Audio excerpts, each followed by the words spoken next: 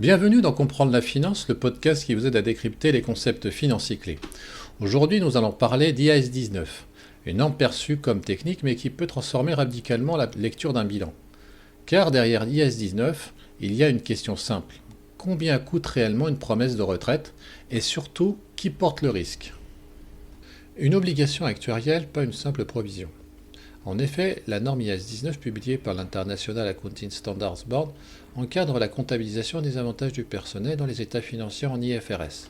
Elle distingue deux types de régimes, les régimes à cotisation définie et les régimes à prestation définie. Dans un régime à cotisation définie, l'entreprise paie une contribution fixe. Son engagement s'arrête là. Dans un régime à prestation définie, elle promet un niveau de pension futur. Et c'est ici que la mécanique IAS 19 devient stratégique. Point important, on ne parle pas d'une provision au sens classique de l'IAS 37. En effet, l'IAS 19 ne couvre pas un risque incertain. Elle reconnaît une obligation actuarielle mesurée. Comptablement, on parle d'obligation au titre des prestations définies. Économiquement, cela ressemble à une dette, mais juridiquement, ce n'est ni une dette bancaire ni une provision classique. l'IAS 19 transforme une promesse sociale en obligation financière mesurable. L'équation centrale, obligation moins active de couverture. L'IAS 19 repose sur une logique simple. On calcule l'obligation brute, la DBO, Defined Benefit Obligation, on déduit les actifs de couverture, on comptabilise le passif, ou l'actif net. Les actifs de couverture sont les fonds placés pour financer les pensions futures. Fonds de pension, contrat de l'assurance, portefeuille financier dédié. On a donc au bilan une obligation actuarielle moins les actifs de couverture qui nous donne une position nette. Si les actifs sous-performent, le passif augmente. S'il surperforme, le passif diminue, voire devient un actif dans certaines limites. Le risque IAS 19 n'est pas seulement la promesse, c'est l'écart entre la promesse et les actifs censés la financer. Une norme extrêmement sensible au taux d'intérêt.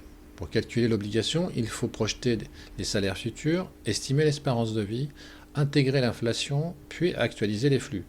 Le taux d'actualisation est basé sur les obligations d'entreprises de haute qualité, et c'est ici que la volatilité apparaît. Plus le taux baisse, plus la valeur actuelle des engagements augmente. Quelques points de base peuvent faire varier les engagements de façon significative. En période de taux bas, les passifs augmentent, les capitaux propres diminuent, les ratios d'endettement se tendent, et en parallèle, les actifs de couverture peuvent fluctuer selon les marchés financiers. Double effet possible, hausse de l'obligation, baisse des actifs.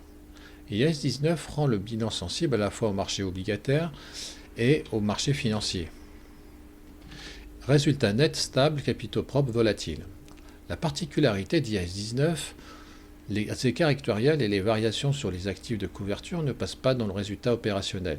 Ils sont enregistrés en autre élément du résultat global, en OCI. Conséquence, le résultat net peut sembler stable, mais les capitaux propres peuvent varier fortement. Pour les analystes, il faut intégrer le passif net IAS 19 dans l'analyse du levier, comprendre les hypothèses retenues, examiner la stratégie de couverture. IAS 19 ne modifie pas toujours le cash à court terme, mais elle modifie la perception du risque financier. En conclusion, l'IAS 19 ne se résume pas à une ligne technique en annexe. Elle révèle un risque démographique, un risque financier, un risque de marché. Elle montre que les engagements sociaux peuvent peser autant que la dette bancaire dans l'analyse de solvabilité. Et surtout, elle rappelle qu'une promesse faite aujourd'hui peut avoir un impact majeur sur le bilan de demain. Merci d'avoir écouté ce podcast. Si cet épisode vous a été utile, abonnez-vous, likez et partagez-le. À très bientôt pour un nouvel épisode.